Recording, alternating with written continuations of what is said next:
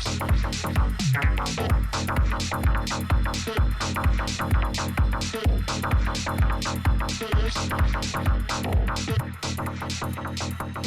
I'm Boddika. I'll show you around my studio now.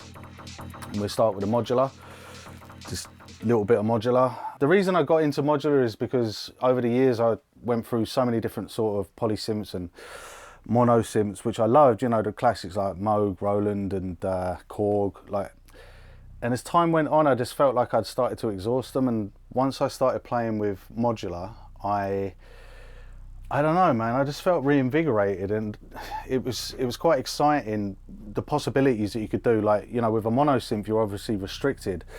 They all have their own sound and they do slightly different things, but with modular, it just takes it to an entirely different level. It's like you've got control over absolutely everything, and frequency modulation, you know, comes into play a lot to create sounds that you just can't do on like vintage mono synths and that. So like I said, I did my time with those and I love those, but modular just sort of came in and yeah, blew me away. Plus it's kind of addictive buying it, but yeah. So like the main system that I've sort of focused on recently is Surge by Random Source.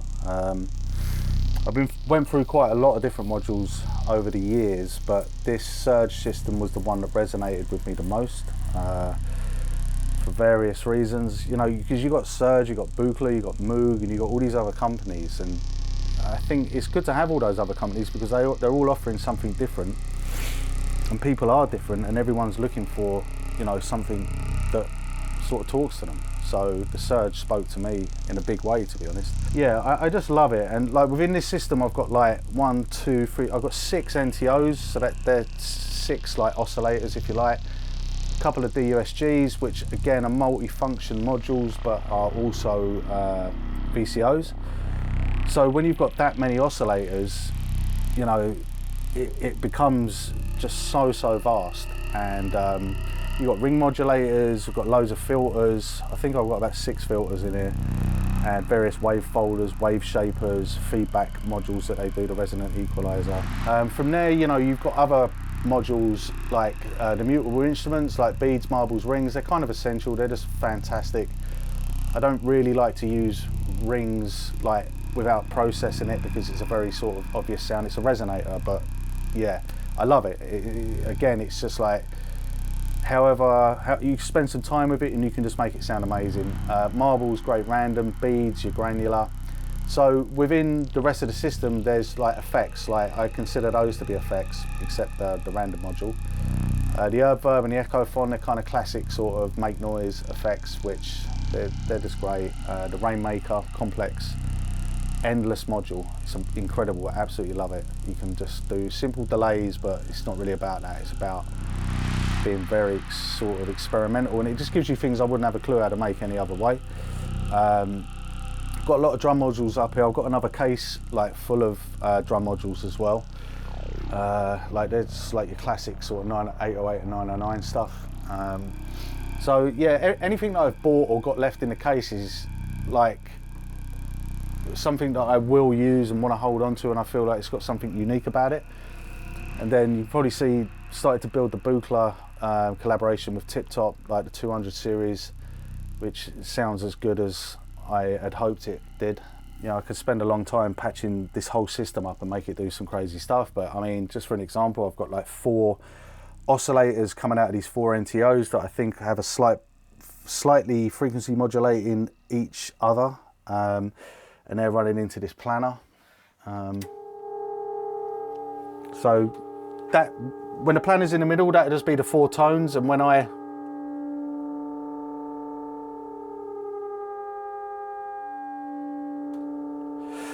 think the pitches are actually all set up on this programmer as well, so I can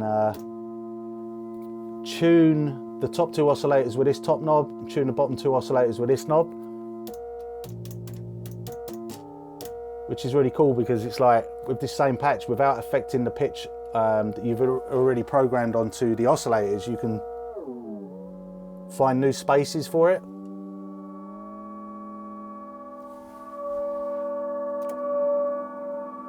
Put some reverb on that.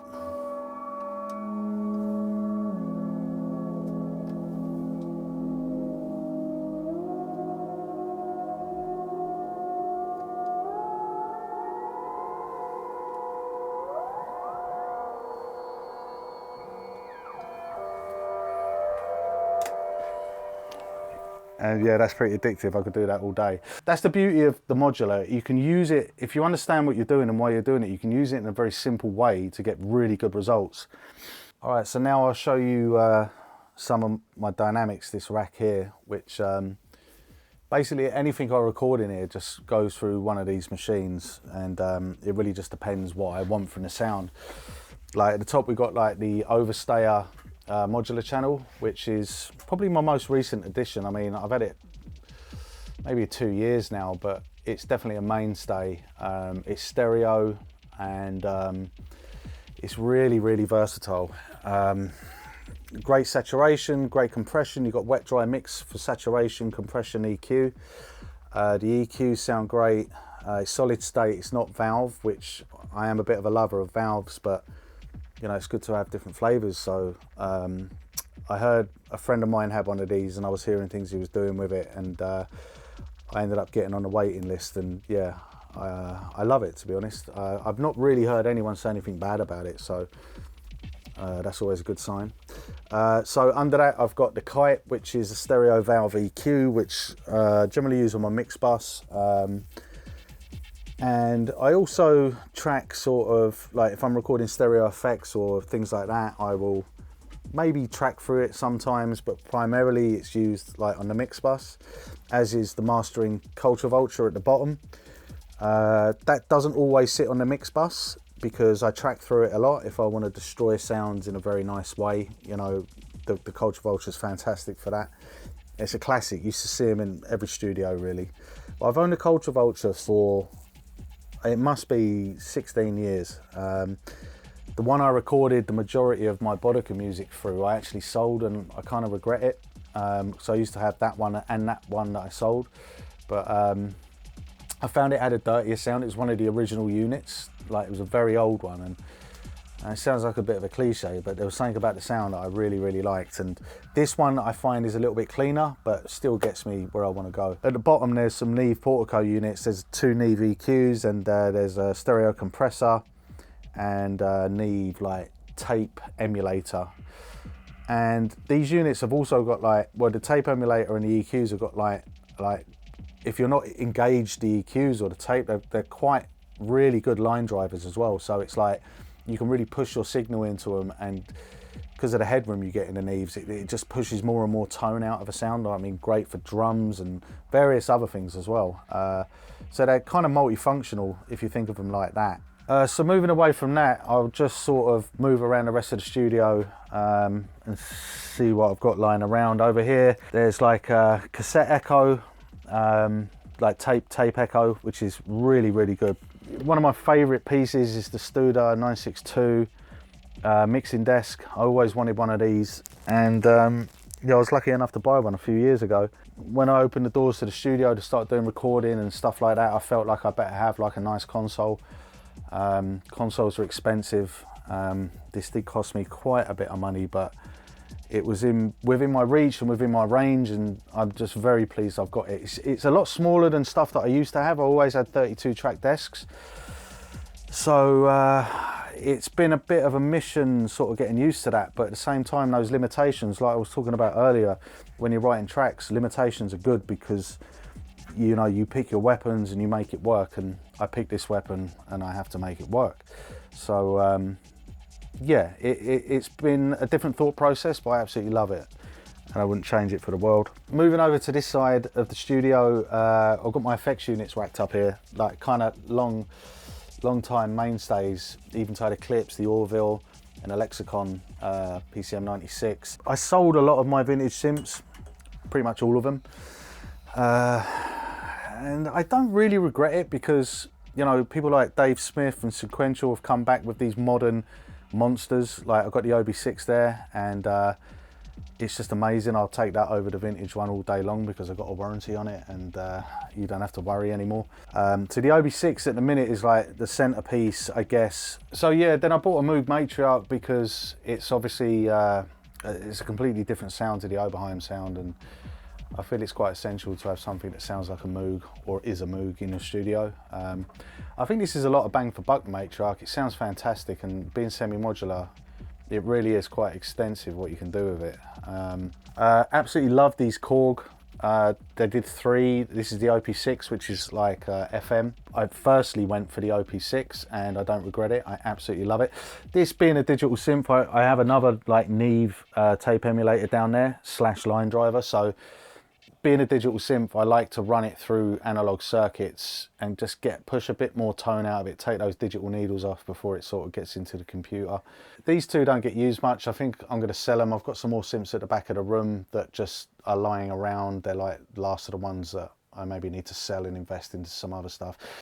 So yeah, look, Tascam tape machine here. I wrote an album for a label called Muscut last year, came out this year, which was just kind of an experimental concept album based on a sort of like Lost Paradise Island. The album's called Paradise Lost, and that was used extensively. Plus I got another 2 Tascam Porta Studios, which I was multi-tracking on and stuff. So it was a real sort of, it was a good time. I did it during a heat wave over here, and I think I actually went a bit crazy because it was so hot, and that's how the album came about. We're going to head down to my friend's studio where I also do some work on other projects. Let's go.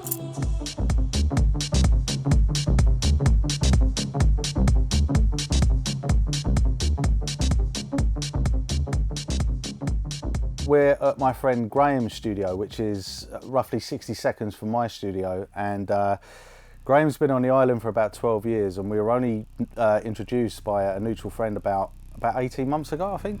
For quite a long time I've been wanting to get into like the more acoustic side of things, like blending it with electronics and stuff, and once you'll see in a minute, like Graham brought me to this studio of his, and you know, we're actually currently sitting in the live room. He's got a vocal booth, and you know, it's like a band studio, really, like an acoustic studio. So I was quite amazed that he was on my doorstep all these years and we'd never met. And at the same time, Graham had been very interested in like electronics. Having spent 20 years in like an acoustic background, he was slowly, you know, wanting to like look more into synthesis and stuff. So when he came into my room, he was also like, oh wow, we should maybe do some music together. So that's why we're sitting here now, and we were just going to show you around Graham's studio. You look around, you can see the walls, there's not one straight wall. I mean, everything is off on a kilter, everything intentionally. For acoustics, obviously. It's all set up like an old 70s studio, if you like. I mean, you can hear in the room now, it's quite dead, which makes for it's great for recording drums, as you can see, guitars, anything live, that sort of thing. And more recently, been working with synths. I've used a few techniques. If you see up here, you can see I've got a couple of Neumann pencil mics set up for really good phasing. What I do is I use speakers around the room and have each one on a different auxiliary on the desk. So I can pipe any synth that I want into the room anywhere I want. Obviously we've got a stereo that's heading that way. Yeah. If I put a speaker over this side, if you're listening back, you've got something behind you, you know, and you can put it super wide. You can either add it to the original signal or just it on its own. So you can kind of mix, you know, a track, panning wise, anything. You could, you know, if you like, if you want something pad and left, you just put it in the left speaker, record it back, and then you'll see the realism goes up a few levels when you do things like that. But if you see over here, I've got a plate reverb. It's an old EMT 140. Well, that EMT 140, I think it's from 1962, that one. It's quite a rare one. It's a tube stereo reverb. And I bought it from a film production place. And apparently it was used on the first Star Wars. So, and he told me that after I bought it. So I know he's not lying, but I know the place as well. But yeah, basically that's my plug-in reverb and nothing's beaten it yet. I don't know if you can see it or not, but we've got the Leslie, which is an old tube. Everything is basically tube in here. So it's always good to have that. It's not much more expensive, and you can push into it and get, you know, a nice distortion out of it. So basically you've got a tube Leslie in the room, which we also use with that mic technique.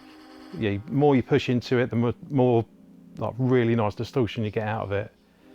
And it just sounds amazing, really. Yeah, simple as that.